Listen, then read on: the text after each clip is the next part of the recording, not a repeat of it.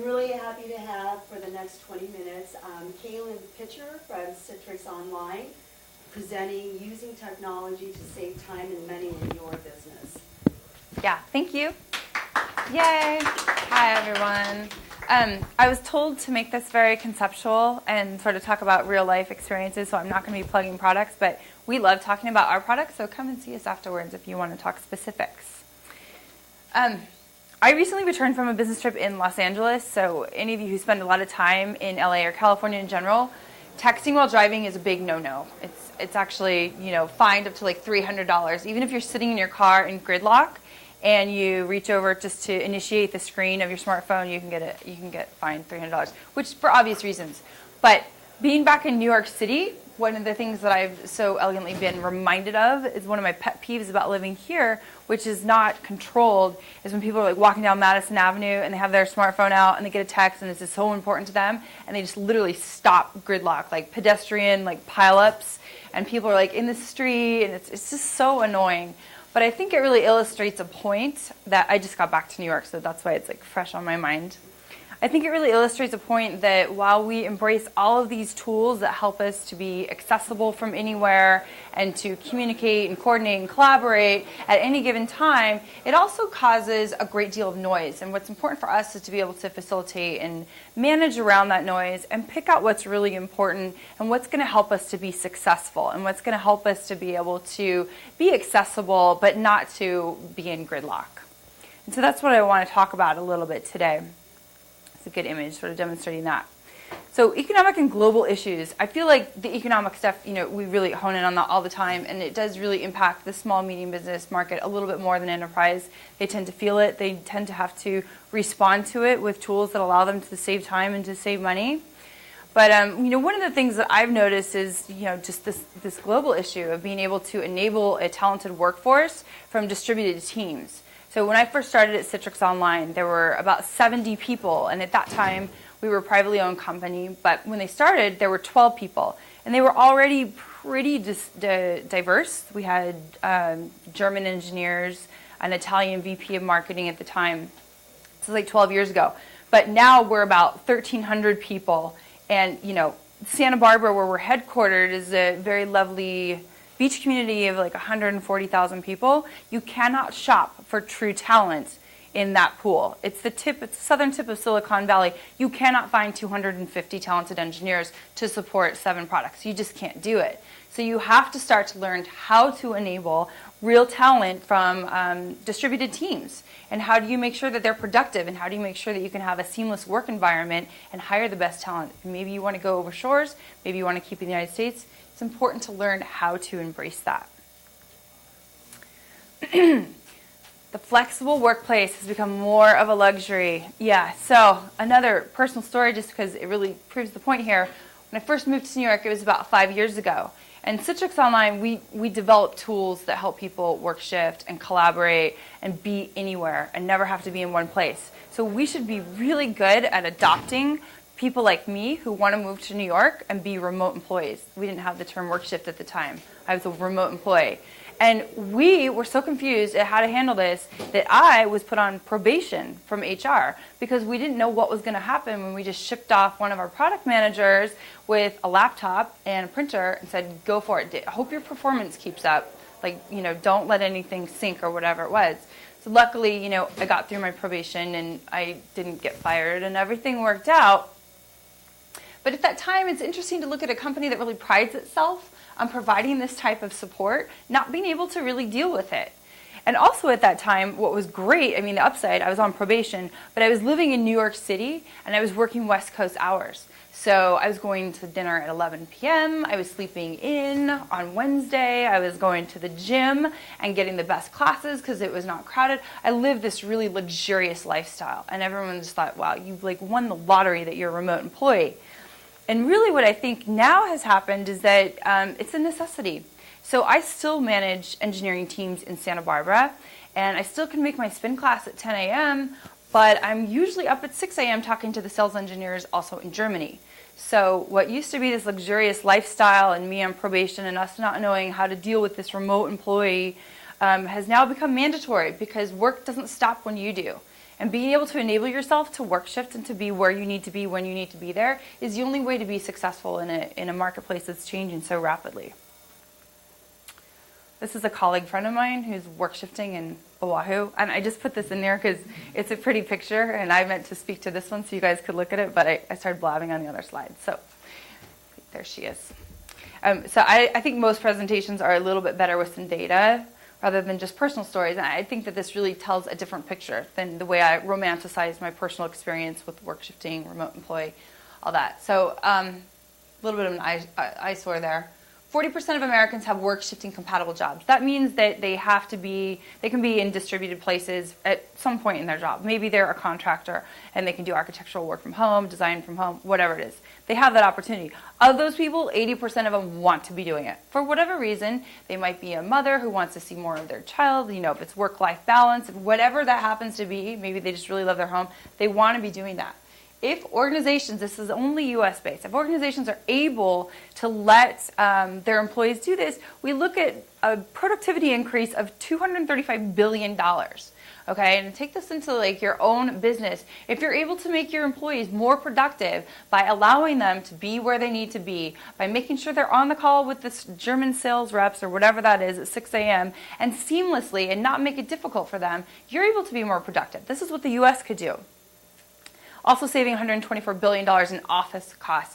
Anyone who has ever worked in an office and then worked from home, you don't waste paper, you don't waste staples, you're not paying for air conditioning, you're not paying for coffee and the milk for the coffee. All that stuff adds up. I mean, really enabling people to work from home, obviously trustworthy people, is the way to go, way of the future. $46 billion in reduced absenteeism, and I want to point this one out because I think this one's really important, and we kind of talk about the employer's market, and it really is an employer's market and that sort of thing, but I think what people forget to acknowledge is that employees leaving is really expensive. And once you find that talent, and we're talking about distributed teams, and you find someone in Indianapolis who's able to satisfy your business needs from an engineering or design or a web developer type of need that you have, you want to be able to retain them, and you want to be able to do that. You can't pay them everything that they want to make. No one makes as much money as they want to make. But keeping those remote employees happy is really only going to enable you to be more productive and successful.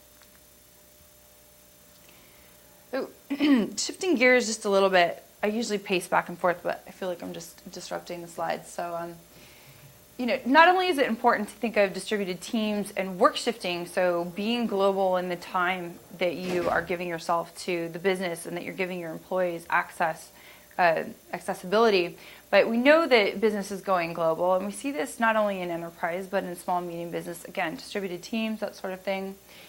And when we think about what we used to do to enable training and to enable demand gen, you really think of getting a group of people into one place and training them on a new product, or training them on a new sales launch or a process or whatever that might be. And this really can be expensive with travel costs, of course. The more global you are, the more costs you have of getting everyone into one place. And so I don't think it's anything really new, but I think where the conversation needs to continue to go is finding online solutions that allow you to do this same thing and be effective at getting everyone in one place, but just by using your computer. And people who are skeptical to adopting tools like this have never tried it. These tools are really sophisticated. They allow you to interact. This is a screenshot of a feature of one of our products. I'm not talking about our products, but this is really distributed teams, and we're kind of all really excited about it. You can see product managers on the phone and everything, so it's kind of a little bit of a plug there. But this is where things are going, okay? People are not all going to have to get on a plane and get into one place. This is the wave of the future. We've seen it with Skype. Most people have used Skype. Most people have used video chat. This is the way we're going to be communicating, the way we're going to be training, the way we're going to be creating demand for our organizations in the future. And of course, it's going to save a lot of money, and it's cool, and it's fun. And I borrowed some information from our friends at Forrester, just to paint a little bit of a bigger picture around the global workforces. So here, people are indicating exactly where they work during a typical week. And I mean, the vast majority of people are in headquarters, but people are starting to work from different places. Again, distributed teams. And when you look at 37% of respondents are working out of the company during the week. How are they productive? Are we giving them the tools to be productive? Everyone has a smartphone, and smartphones are great, but is that enough to actually get face-to-face time? If they're a trainer, if they're in HR, how are we enabling them to do it? This isn't going away, it's going to get worse. So 2016, 43% of U.S. information workers telecommuting at least part of the time. So it's important to start to embrace these technologies now. Another thing I think that's really important when we look at all the different diverse communication channels that we have is it opens us up to miscommunication. And you really want to eliminate that. So if you're communicating with your manager or your employee 100% through text messaging, you have like all caps when you're mad, you have happy faces, and you have exclamation points. Like that's your emotional chasm right there, Well, what if you're able to take a teleconference? What if you're able to actually have those nonverbal cues, rolling your eyes, smiling? It really improves business productivity, and it saves a lot of money when you can embrace technology that helps you do it. So even people that are working in the office, they are working with colleagues from other companies. So you've got this sort of multi-layer of people that are, you can't just have this, you can't adopt technology that's only going to satisfy the need for communication within your own system. So again, this idea of going global, access for everyone. If you have a computer, you should be able to access a meeting, you should be able to access a training event. Whatever you're needing to do should be accessible from everyone, from every operating system. I mean, that's really the way that we're going.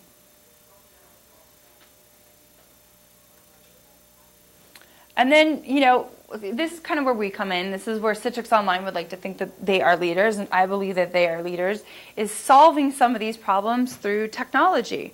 And we already do a lot of this every day. I mean, the cell phone is, of course, the primary example of how we are connected all the time, and the smartphone's continuing to enable us with a mobility play. We have email and messaging, and of course, real-time collaboration. That was a screen grab that I showed you of HD faces, and that's just really taking everyone, putting them into one place through the computer. So efficient, such a wonderful tool. Collaboration platform, social computing. I haven't heard a lot of people talking about that here today, but that's another element of just really reaching out to people in a viral aspect, which is really, really important, and of course, a big part of the future. At Citrix Online, when we think about our technology, and actually I think this slide illustrates a good point to make about almost everything that makes you successful in business. So we think about simplicity, and I'm going to talk about product, but you can boil this down to everything. You can talk about anyone who has a strong e-commerce background, right? If you're selling something online and you have a website, and the website is clear, and the website has a bright button that says try it free or buy now or whatever that is, and the case studies are organized, and it doesn't take 5 minutes to load, and it's Java compatible, all these different things, you're going to sell more, right? Because it's simple to buy. If anything you want to think about, any process, you want to have an exceptional service agency, well, you make the number really clear because you want it easy for people to contact, to get professional service from your organization. And so when we think about our products and being able to drive collaboration and ROI through work shifting and different tools that enable you to do this, we think of trying to keep them as simple as possible. And this is really, really hard because everyone has different needs. So when we try to illustrate what this looks like, and I like this slide because I manage a product for Citrix Online, and this is kind of what I live and breathe every day, is finding that sweet spot of a simple product that people really like, that has enough features that they find valuable, because that's really the challenge. And I think that as you're looking for a tool to help you with your business, you need to be looking for something that has the right price point and the features that you need, because you can get kind of lost in that conversation of the bells and the whistles, and think about how you're going to use it every day or once a quarter if it's that type of tool. So this is when we launch a product, right? And people who are in product management can relate to this. There's that education period where, what is this? What can I do? When we go to my PC, like 12 years ago. It's like, I don't go to what? And of course that brand name took off. Is access your PC. Like, that's what it does. And then there's a lot of people that start to adopt it, and this is the sweet spot. That's when the viral component takes play, and of course all the social networking takes play. Everyone's talking about it, and of course this happened for GoToMyPC, unfortunately, way before social networking, which was unfortunate, but this is where we're striving to be. We want to build something that's so easy to use, solving problems every day, affordable ROI story for small, medium businesses every single day. And then what happens?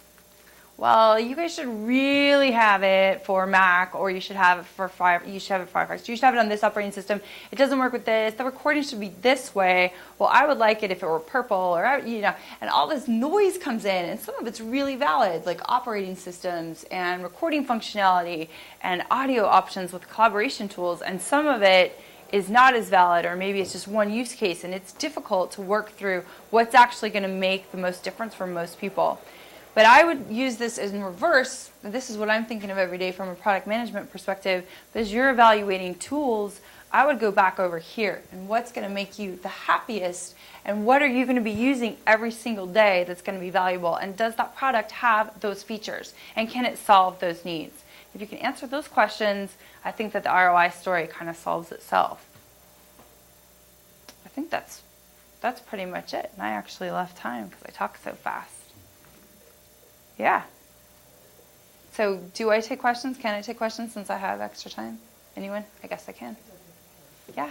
Just a suggestion and a question. I think Citrix has a work shifting blog. Maybe people are interested in too. Yeah. What are some of the products that you do manage? If you can talk about. Yeah, I can. I was trying to be a little abstract just to follow the rules. I took the slide out about the work shifting blog because I felt like it would go over. But we do have a blog. It's called workshifting.com, and it talks several different articles about how to enable organizations to have distributed teams, to manage different time zones. It's really effective. It's not about just our products in general, but yeah, it is a great blog. It's a great resource. And the products that we've mostly been talking about today are our collaboration suite, which is GoToMeeting, GoToWebinar, and GoToTraining. GoToMeeting is really heavily advertised. So when we say GoToMeeting, most people, I've heard you, Howard Stern, yeah, we've been on several different radio channels and commercials. GoToMeeting, kind of going backwards, when we developed it, we hit the sweet spot right here because it was really easy to use, and we were up against products that had historically been in an enterprise space and really expensive. And we are built off of a SaaS model, so we have really affordable monthly prices for a product that now enabled organizations, small, medium business, and consumers to do the same thing that Hewlett-Packard was doing, which is just collaboration. And now, with the video component of that, you're able to actually have like the screen grab. It's like, the Jetsons. I mean, it's very much that reality of what we've created.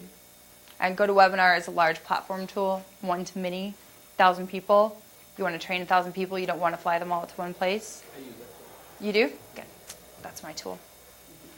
And GoToTraining is a much more interactive, intimate, but much more education focused. So if you need to distribute materials, have more of a, if your end goal is really to have sort of a sign off of an education type experience, not as much of a broadcast message, but more interactive, then GoToTraining is that premium brand. Yeah. I appreciate you guys meeting with us. We're giving away an iPad for a drawing as part of our mobility play. So please come see us, ask us more questions. Appreciate your time. Thanks, guys.